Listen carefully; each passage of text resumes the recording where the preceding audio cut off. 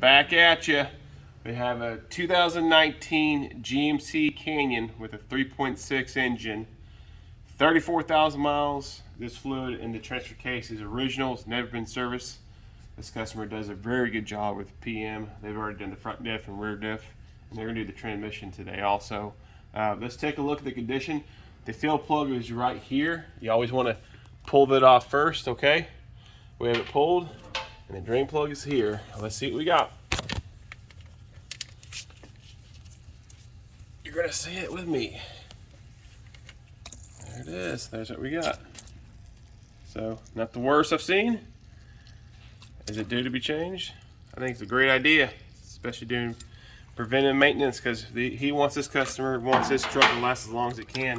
And to do that is service the fluid. Cheap insurance, guys. This transfer case, when they go, are not cheap. So, because if you're gonna do it, you do it right. See ya.